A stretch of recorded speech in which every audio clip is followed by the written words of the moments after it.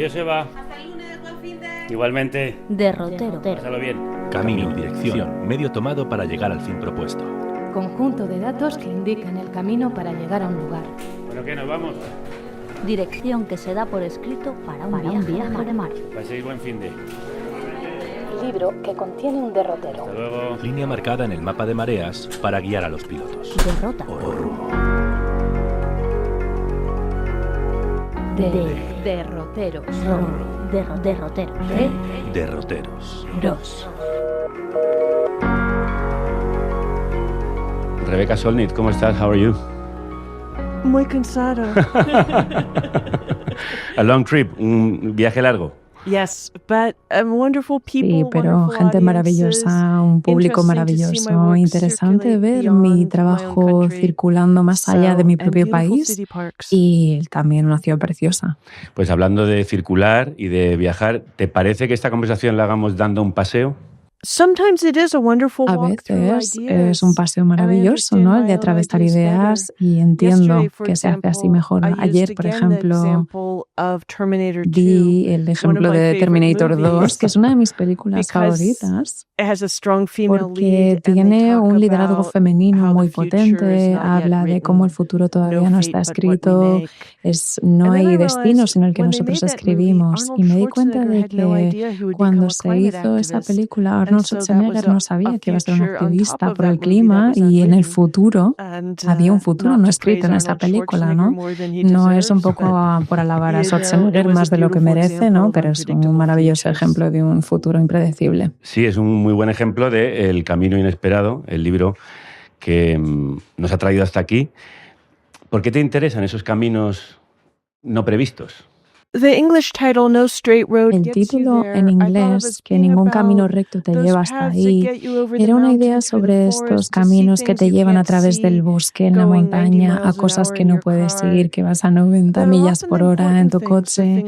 A veces hay cosas importantes que te dicen dónde estás, las cosas que puedes llegar a ver si no corres, si eliges caminos secundarios. Pero de una forma inesperada creo que también es bastante útil, porque creo que hay mucha pasividad de la vida pública que llega de saber lo que esperamos, pero la historia muchas veces nos da sorpresas constantemente que en retrospectiva la gente olvida a veces. Las sorpresas que se nos pueden dar, pero creo que es útil recordarlo, ¿no? Se hace lo que puedes, pero a veces no hay que asumir cuánto se puede contribuir a algo.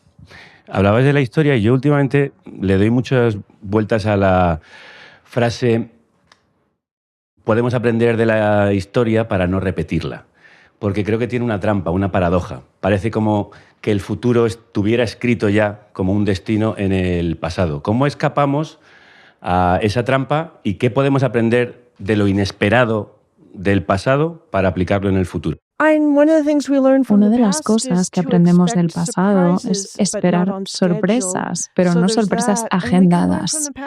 Y podemos aprender del pasado también que personas comunes se pueden unir como movimientos, como campañas, como sociedad civil, y esto puede cambiar el mundo, puede derrocar dictadores. Y esto no significa exactamente que sabemos lo que va a pasar, no es que sea un futuro que nos lleve a un pasado, ¿no? Pero creo que es el momento de crear el futuro lo que es importante. Creo que la esperanza está muy vinculada a la memoria y la desesperanza llega de la amnesia. Muchas veces escucho a los estadounidenses diciendo nunca ganamos, no tenemos poder, es muy tarde, no hay nada que podamos hacer. Y por supuesto, los medios mainstream siempre dicen que el poder está en las manos de unos pocos ricos, los muy visibles, figuras públicas, los políticos elegidos, cuando, de hecho, las personas normales, ordinarias, cuando se juntan, tienen muchísimo poder y esto se prueba por la manera en la que a veces se han sucedido, se ha intentado luchar por cosas, por ejemplo, en Inglaterra. están metiendo en la cárcel a activistas por el clima de unas formas totalmente brutales. Entonces, el ayudar a las personas a entender una versión distinta de la mainstream, que no sea siempre seguir el poder popular, pues, por ejemplo, aquí en Europa, muchas veces me preguntan por qué nadie está resistiendo en Estados Unidos, pero sí, mucha gente lo está haciendo de formas muy distintas. Y es interesante porque algunas cosas se convierten en visibles y otras cosas se mantienen invisibles. Cómo cambiamos la historia. Muchas veces es quién cuenta la historia y quién la está escuchando. Pues precisamente es esa desesperanza la que ha llevado al segundo mandato de Trump, y era previsible que saliera elegido. I went through last autumn of 2024, En el año not believing my country was good 2024 enough to no elect a black creía woman, que not mi thinking, país not fuese lo believing it was bad suficientemente enough to bueno elect para elegir an una orange mujer man. negra y no lo suficientemente malo para elegir un hombre And so I naranja. just knew that I Y a didn't ver, know what would happen. I sabía que actually no went to sabía 3 lo que iba a different states pasar. to Fui a 3 campaign estados against Trump. distintos para hacer campaña And contra then Trump. we found out on the night Y of después November 5th descubrimos what the la noche outcome del 5 was. de noviembre There cuál was era a el survey a resultado. few weeks Hubo una ago that encuesta hace un par de asked semanas Americans que how le they would preguntaba a vote los now. estadounidenses qué votarían a día de hoy. And a lot more people who Y voted for mucha Trump más would gente change que their votó vote a than voted Trump for Kamala cambiaría Harris. But the su really voto significant thing, because a y third of votarían the a voting Kamala public Harris. did not even show Pero up. es que es muy A lot more importante of those que más de people un would have tercio de la shown up to población ni vote. siquiera It was a very apareció. Entonces, close mucha de esa gente election. que no votó And ahora sí que so, votaría. Serían if they unas had elecciones mucho más understood ajustadas. what we Entonces, understood si hubiesen beforehand, entendido because lo for que those of nosotros us entendimos who are antes, what we call news o sea, junkies, para who mí have es lo que really good llamamos media los sources, junkies who pay a lot of de attention, las we knew redes exactly sociales, de la what was going to información, happen. tienen un But a poco lot las of redes people were controladas, la uninformed or información controlada, misinformed, pero not mucha only gente by no tenía la right-wing media, información o but tenía una by información mainstream incorrecta, media, especialmente which por really medios no tanto normalized and derechas, pero downplayed más the threat of medios Trump, mainstream or que normalized tenían mucho Trump and efecto downplayed the en threats. normalizar For a Trump. Ahí example, estaba un there's poco la was a trampa y la far-right amenaza. plan to Por destroy ejemplo, the country called Project había un 2025. plan que se llamaba el And Proyecto 2025 Trump para kept destruir saying, el "Oh, I have país nothing to do y with Trump that," seguía which was diciendo, no clearly a tengo nada que lie, ver con but esto, lo cual era the totalmente mainstream una media mentira, pero es que pretend they're estos medios objective mainstream by decían que era treating, totalmente objetivo by giving him the benefit y of le the estaban doubt, dando el by not beneficio de la exploring duda a enough all Trump, the no estaban tal connections, vez by not explorando saying todas las this is what will conexiones, no happen to estaban immigrants, diciendo this esto es is lo what que will le va a happen to pasar the a los economy, inmigrantes, this esto es is lo que what le va will a pasar a happen la to the environment economía, if he's esto elected. es lo que le va a pasar But some al of us medio knew, ambiente and si now se it's all elige. happening, and Y we're bueno, ahora resisting. todo está pasando y estamos resistiendo. Incluso el New York Times pidió respeto por los votantes de Trump. ¿Está de acuerdo? The New York Times El is New York seen Times muchas veces as se liberal ve or como just as this liberal very o distinguished and como reliable source of un information. recurso de But información it's súper distinguido constantly y fiable, pandering to the pero todo el right, rato está treating como them inclinándose very a la derecha, nicely, making them look tratándolos de manera less muy evil, agradable, destructive, haciéndolos crazy, ver lawless than menos they are. locos, menos And some of that I think is because malos of de lo fear que of the realmente right. son, pero Some of creo that que hay is un because miedo por la historically derecha, porque newspapers tried to históricamente treat los periódicos Democrats han and intentado tratar a Republicans, los left and right, demócratas y equally, los which when they're republicanos, not that derecha e izquierda, de different, manera when they're igual. both respect the No son tan law, when they're both distintos cuando reasonable parties with respetan la ley, differences make cuando son sense. But razonables, when con sus one diferencias party que has tienen actually sentido, pero cuando become con un a partido psychotic se convierte cult en of una secta authoritarianism, psicótica del autoritarismo, sanewashing, pues which is a new al word final created es last summer, una and palabra que se ha normalizing creado is really el verano participating in the pasado, que propaganda es and the el lies. participar en la And a lot propaganda, of las us hate the mentiras, New o sea, York es como Times for doing limpiar that esto. so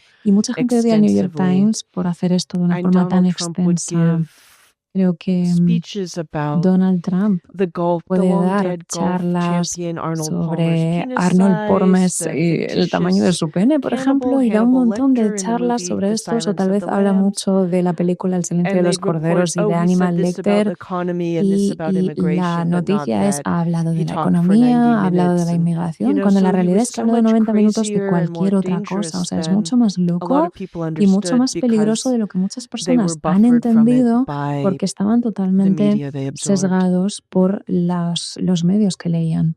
Sí, de hecho, aquí también, leyendo el New York Times, uno tiene la sensación de que es muy poco claro respecto a la condena de lo que está sucediendo en Gaza. En España la opinión mayoritaria es de que hay una respuesta desproporcionada por parte de Israel, incluso hasta un 69% lo califica de genocidio. En Estados Unidos está habiendo muchas protestas precisamente las universidades en contra de lo que está sucediendo en Palestina. Pero ¿por qué cuesta tanto a los medios y qué piensa de la censura que están sufriendo quienes protestan? La derecha ha construido una trampa construida con mentiras que dice que está contra este gobierno israelí, que dice que es antisemita, aunque muchos israelíes, judíos, etcétera, también están en contra de lo que está sucediendo. Esto ha hecho a las personas ciertamente conservadoras en cuanto a este tema. Creo que en cuanto a la destrucción que está sucediendo en Gaza, a veces se menciona, pero la gente tiene miedo de utilizar la palabra genocidio en Estados Unidos. Por ejemplo, las personas que han protestado, los activistas, sí que lo utilizan. Y es algo que a mí la verdad es que me choca. Los periódicos mainstream hablaban mucho de cómo mataban a civiles en regiones rodeadas de murallas, de armas, de una forma de autodefensa, pero realmente Israel está destruyendo su propio futuro, está poniendo en jaque la seguridad de los judíos, porque claro, al final todo el mundo piensa que todos los judíos están apoyando el régimen de Netanyahu. Y una forma convencional en la que hablamos de las historias que tienen dos lados. Esta guerra está destruyendo Palestina y también Israel, está destruyendo la seguridad de los palestinos y de los israelíes. Y el llamarlo guerra es decir que hay dos partes luchando cuando en realidad Palestina ha estado durante casi 2 años recibiendo violencia contra sus civiles de manera imparable. Israel solamente un día. El número de muertos es enorme. Bueno, no se me dan muy bien las mates. Miles, ¿no? 35.000 con respecto a 1.200, muchos más. Así que sí, y cada crisis es una parte como la historia de la que se cuenta de las crisis, y hay muchas historias que se cuentan en torno a las crisis a día de hoy entre Palestina e Israel. Pues después de este desvío por la política vamos a volver de hecho a los libros en el deambular. En el pasado, pues la cartografía, podríamos llamarlo, de Rebecca Solnit, hay varios libros especialmente imprescindibles. El primero, uno que a mí me marcó especialmente, es Wanderlust, una historia del caminar, donde trazas una historia cultural del caminar con experiencias personales y un análisis de cuerpo, espacio público y género. ¿Por qué el acto de caminar es un gesto poético, filosófico y político tan central en tu obra? Escribí este libro en el año 2000 porque vi cuánto las personas se salían de los espacios públicos y no querían pasear, perderse, y esto fue incluso antes de los móviles, ¿no? Ahora todos los días miramos a ese estúpido móvil a ver qué nos dice o qué hacemos cada día. Creo que era una forma de arrodillarse frente a las leyes del mundo en el que vivimos, asumir este proceso de descubrimiento y encuentro para tantos escritores, incluso para mí, ha sido tan importante, ¿no? En nuestro trabajo, el caminar. Caminar es un método de transporte que todos lo llevamos incluido, ¿no? Estamos equipados con ello. Todo el mundo que tiene un cuerpo y que sea libre puede hacerlo, y hay muchas formas distintas en ello. A veces se narra en primera persona, pero luego vuelvo a la historia de la evolución, de cómo se empezó a caminar, ¿no? Desde que íbamos a 4 patas hasta 2 patas, y luego el género, la política de género, como has dicho, o el desarrollo de la pasión por la naturaleza, que es, por ejemplo, hacer senderismo, caminar por el campo, que está muy conectado con ese nacimiento de la conciencia y el activismo medioambiental en mi vida, y tal vez el caminar en pareja, o por ejemplo los hombres gays que hacían cruising antes de tener Grindr, ¿no? Y otras aplicaciones, que era lo que había que hacer, lo cual me parece tal vez un poco triste. Y también la revolución Porque cuando empecé a escribir ese libro, siempre pensaba que escribir era algo maravilloso, gente haciendo senderismo en el campo.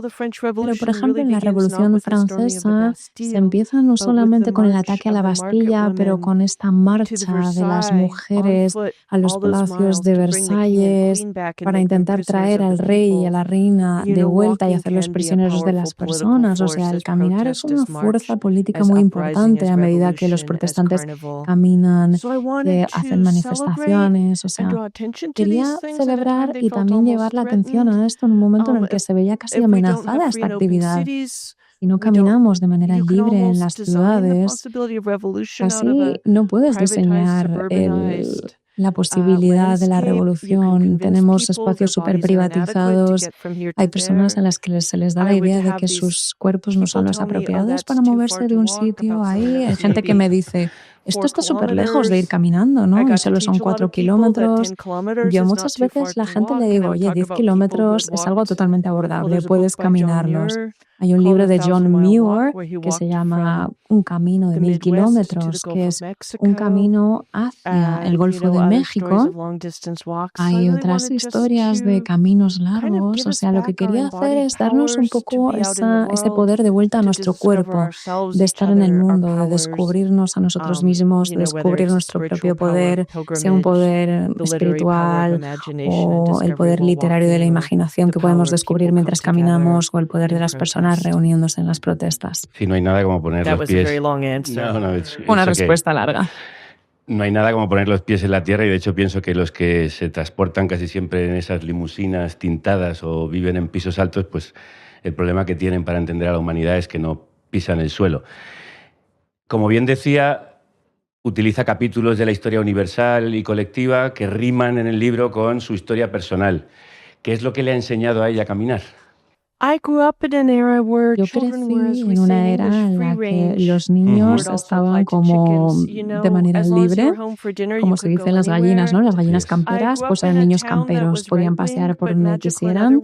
Yo crecí en una zona que era mágica porque podía caminar hacia la biblioteca a 15 minutos de mi casa. Luego hacia el norte había granjas, había caballos, había encinas, había campos, había colinas, había riachuelos en los que podíamos jugar. Entonces, mis pies me llevaban a todas partes. Tenía una bicicleta que no la utilizaba muchísimo. Y crecí en la manera en la que yo creo que los niños han crecido hasta la era en la que nos convencieron de que el mundo era tan peligroso que había que llevarlos en coche a todos lados o dejarlos enfrente de la tele. Y creo que nos genera confianza y exploración, el sentido de que podemos navegar, que podemos explorar, que las personas que utilizan los teléfonos no tienen, ¿no? Siempre tenemos los mapas que seguimos, pero hay que celebrar esa exploración de las ciudades.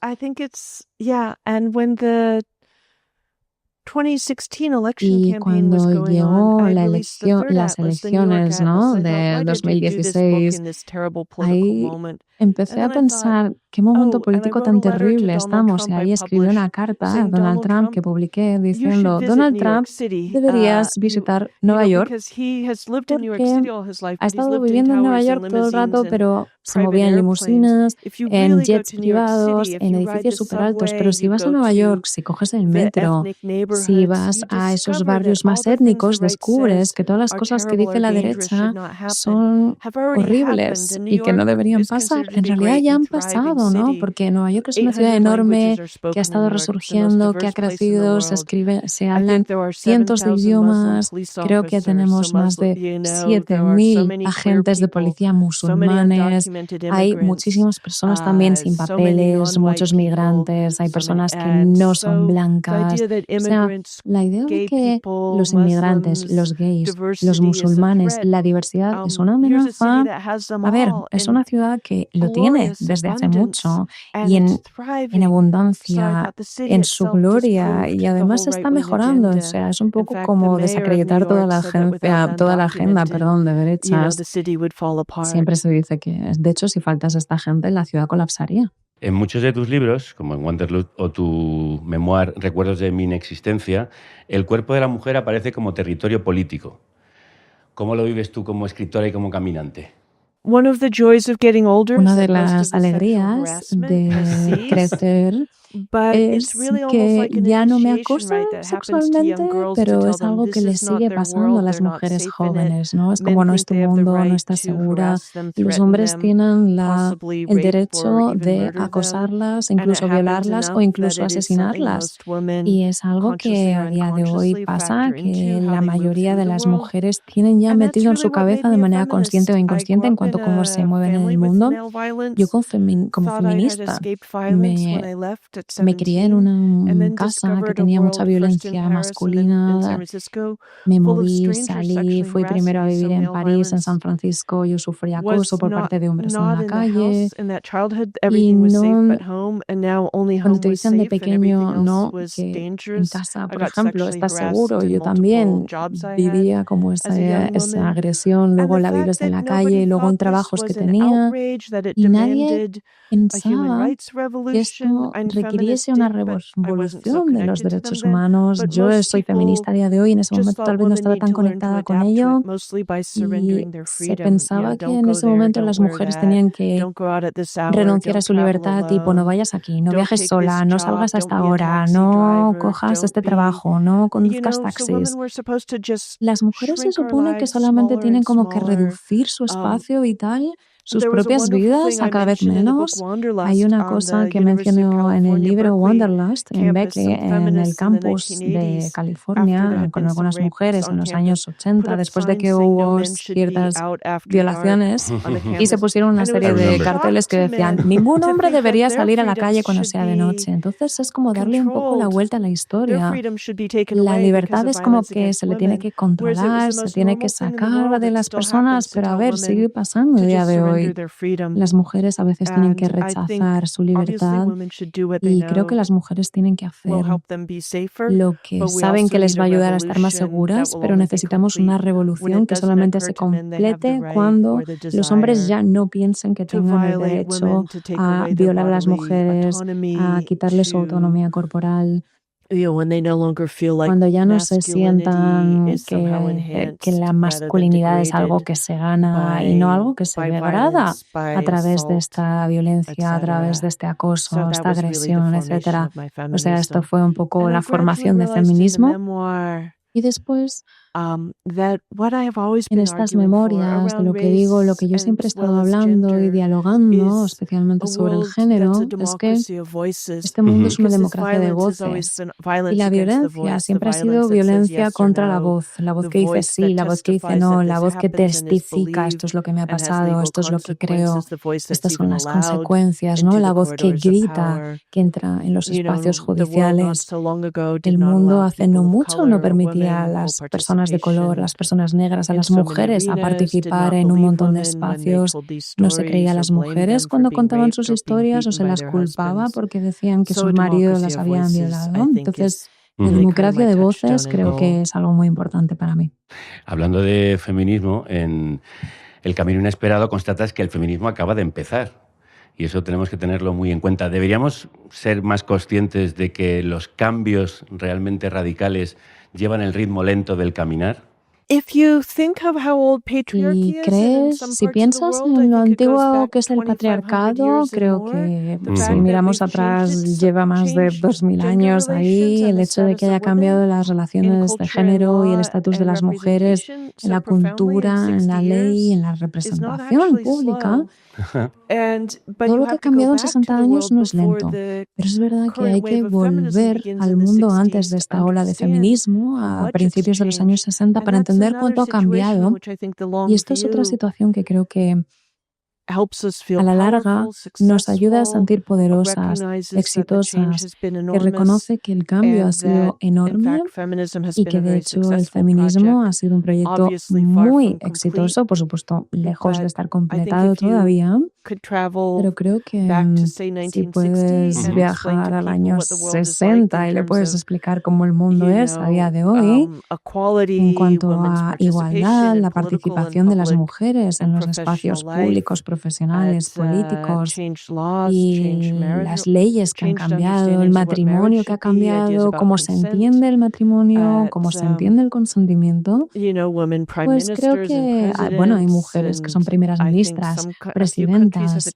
Creo que en algunos países se ha conseguido una mayoría femenina en el Parlamento. Creo que sería algo totalmente incomprensible para las personas de ese año, esa época. Incluso puedes ver mujeres participando en la maratón de Boston y en los años 60 era una transgresión brutal, se supone que no se podía hacer, las mujeres eran frágiles, débiles, incluso para correr una maratón. Las mujeres que lo hacían, de hecho una de ellas fue atacada físicamente. Así que sí, hemos cambiado mucho el mundo y tenemos mucho más que hacer. Y eso es algo que creo que de una manera muy importante la gente dice, esto solo son historias, algo ha tenido mucho éxito, pero no ha terminado. Estamos en medio de la historia y es difícil para las personas entender que, hemos conseguido todo, hemos terminado, o no hemos conseguido nada y ya está, porque no hemos conseguido absolutamente nada. O luego hay gente que sí que celebra victorias y piensan que es una manera de decir, hemos terminado. Pero creo que el celebrar victorias a medio camino, el reconocer, es un pasito en el camino que ayuda a las personas a seguir. Yo soy mucho más alegre que muchas de las personas de izquierdas. Sí, es verdad que hay que recordar que esto es un camino y que cada una de las etapas que traen victorias son una esperanza para seguir caminando. Me ha interesado mucho esa reivindicación que hace desde el feminismo de la cultura de las tías, me refiero al parentesco, ¿no? Incluso habla de un concepto de antifascists, como las tías antifascistas, ¿no? ¿Qué se puede aprender de ese personaje, de ese papel que pueden jugar en la cultura feminista de cooperación, de apoyo mutuo? Yo soy una tía y soy madrina también. Fue una activista antinuclear y en inglés se habla mucho de la familia nuclear, ¿no? Que solo son los padres, los progenitores y el hijo. Y es una manera de decir, rompo con esto. Yo soy una activista contra la energía nuclear y soy también activista contra la familia nuclear. Creo que, a día de hoy los progenitores trabajan a tiempo completo. Creo que el sistema pone mucha presión sobre todo el mundo. Y esta familia antinuclear, que es la familia más extensa, los amigos, las tías, los tíos, muchas veces pueden ayudarte a quitar un poco de presión. Incluso, por ejemplo, estos que no tienen hijos, pero aman a los niños y tienen una relación con estos niños de la familia, ¿no? Creo que es algo bastante subversivo. Pasas un poco por esta ironía, ¿no? De la genealogía, el significado, lo que es. Los tíos tenemos agendas distintas, que los padres a veces le dejamos hacer cosas a los niños que los padres no. Les damos distintas perspectivas, les abrimos los ojos a otros mundos. Y creo que los tíos gays o las tías bohemias son una parte muy importante del crecimiento de muchos niños. Creo que es una función, un rol muy importante que me encanta. Sabéis que la maternidad a veces entra con mucha tragedia, mucha expectativa, mucha carga. Muchos padres es como, ya hace algo y le damos una medalla y una mujer que hace un poquito menos que todo es condenada y juzgada. La maternidad es muy difícil, pero el ser tía es algo mágico y creo que es algo que también ayuda a eliminar un poco la presión, expandiendo la familia. Y por supuesto, hablando de este squad, ¿no? Este grupo que es un grupo de mujeres asiático-americanas que muchas vienen de distintos entornos, que tejen ropa, que tejieron mascarillas, por ejemplo, para muchas personas en la pandemia. Se convirtió en un grupo mágico, radical, súper feminismo, antirracista, muy comprometidas a la ayuda mutua, a la generosidad. Por ejemplo, también las relaciones dentro de las reservas nativas. Yo ayudo, soy activista ahí también para enviar ropa a las reservas más pobres, por ejemplo, en el sur de Dakota, que es uno de los lugares en los que más frío hace en Estados Unidos. Pasan cosas maravillosas ahí. Y ahí utilizamos como modelo ese grupo de tías. Las tías y los líquenes. Porque, como muy bien recuerdas, las sociedades, el éxito de las mismas, además, es resultado más de la cooperación que de la competitividad, que es lo que dice la agenda de la derecha. La tradición europea de que todo es jerárquico o competitivo o ambos, por ejemplo, la comprensión antigua de los panales de abejas es que tenían un rey hasta que se averiguó que era una reina. Y a veces tenemos como estas colmenas en las cuales se dice que la reina lo único que hace es producir huevos y hay una serie de zánganos que están ahí en torno a ella. Es un poco la democracia. Por ejemplo, si volvemos al siglo XIX, a veces se pensaba que las relaciones eran jerárquicas. Por ejemplo, volviendo al tema de los líquenes, ¿no?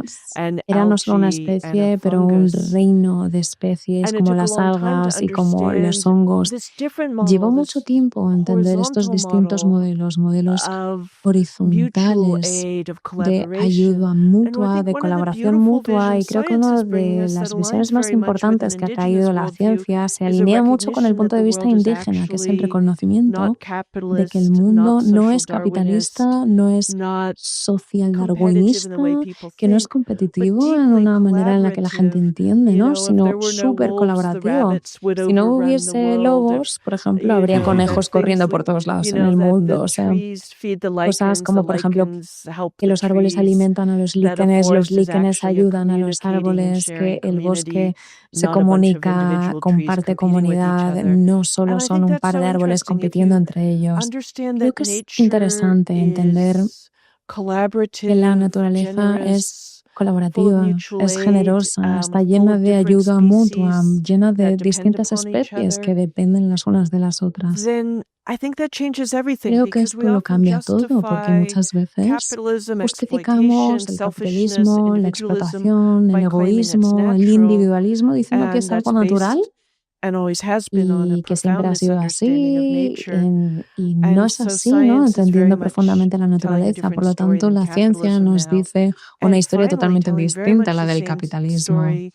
Y muchas personas indígenas en todo el mundo siempre han contado historias en las cuales vivimos en armonía con la naturaleza, en reciprocidad. Entonces la palabra reciprocidad es decir, el dar de vuelta es más importante, ¿no?, que el recibir, donde no se nos puede separar de la naturaleza. Yo entiendo y escucho todas esas historias por parte de los millonarios de Silicon Valley de vivir para siempre o colonizar otros planetas, o sea, casi historias de rechazar que somos seres biológicos, que la Tierra es enorme y abundante si no la destrozamos, que podemos sobrevivir en cualquier sitio y, por ejemplo, que ellos piensan que podemos construir una cápsula del tiempo, que podemos vivir muchísimo tiempo. Por ejemplo, hubo una serie de televisión en la que se reía un activista porque decía: no puedes tener estos seres humanos por ahí desperdigados por el universo sin las otras especies que contribuyen a nuestra supervivencia.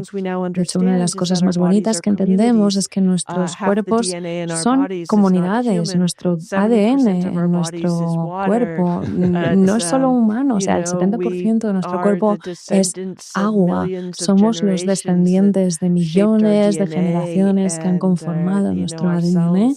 Y a nosotros mismos no podríamos vivir unos cuantos minutos sin oxígeno, necesitamos agua, necesitamos comida.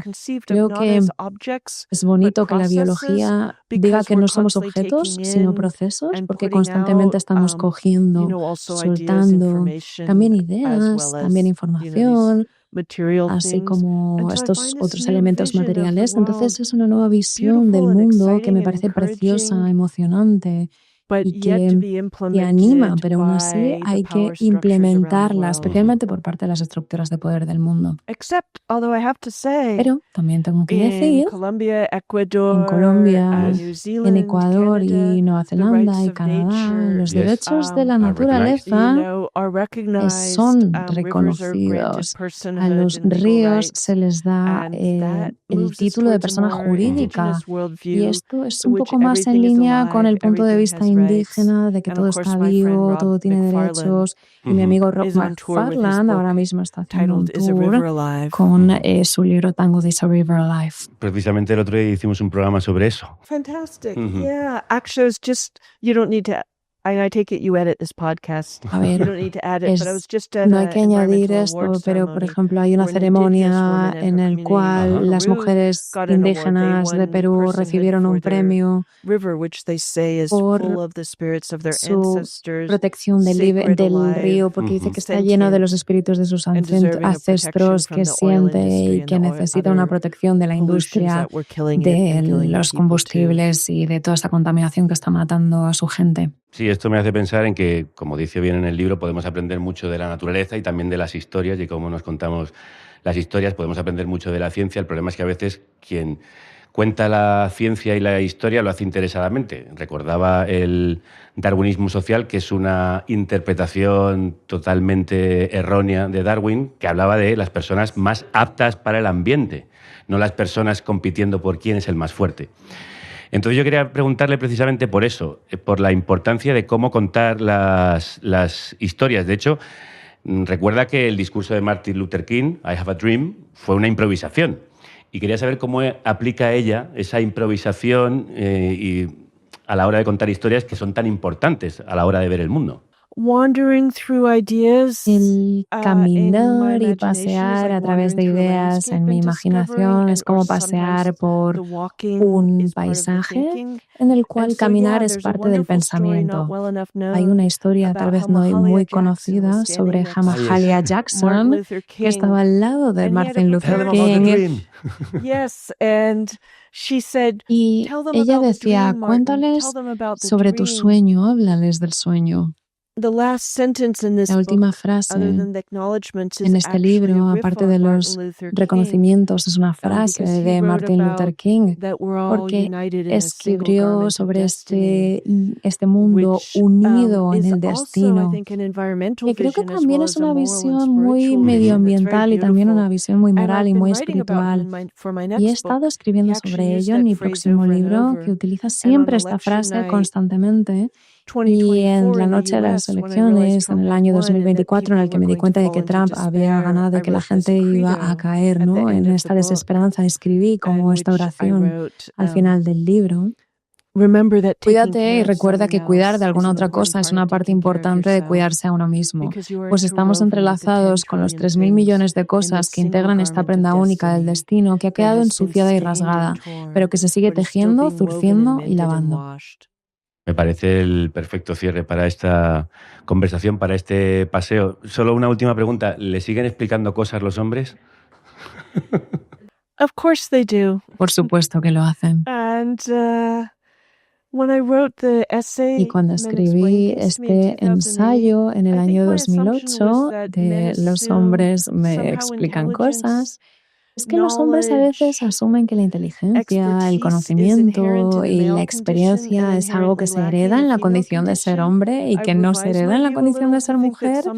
Y creo que hay muchos hombres que piensan que es el trabajo de las mujeres tratar a los hombres como si siempre tuvieran razón, aunque no la tengan. Por eso algunos hombres muy tontos tal vez le explican física a una mujer que es física, o por ejemplo le explican algo sobre ginecología a una mujer que es ginecóloga, o biología a una mujer que es bióloga. Por ejemplo, un ejemplo es de un hombre explicándole a una mujer que es corredora cómo se tiene que correr, a una mujer que ha ganado una medalla en las Olimpiadas por correr, ¿no? Y el hombre estaba mirando una revista y le estaba explicando cómo debería correr a esta mujer. Virginia Woolf normalmente dice que, decía que las mujeres siempre han sido espejos en los cuales los hombres se reflejaban al doble de su tamaño. Creo que es algo democrático, igualitario y tal vez horizontal el intentar cambiar esto, pero los hombres esperan algo más. Y creo que hay una curiosidad. Por ejemplo, el hombre en el aeropuerto, ¿no?, que dice, oye, eres corredora, háblame de cómo corres, cómo es, yo qué sé, tal vez estar solamente interesado genuinamente y ya está, ¿no? Y claro, ella contestarle, oye, mira, acabo de ganar una medalla y ya está. Entonces, en ese momento, tal vez se hubiese dado cuenta de que él no tenía nada que enseñarle porque estaba hablando con una de las mejores corredoras del mundo. Rebecca Solnit, it's been a pleasure walking and wandering with you. Ha sido un placer caminar y vagabundear contigo. See you next time. Hasta pronto. Thank you.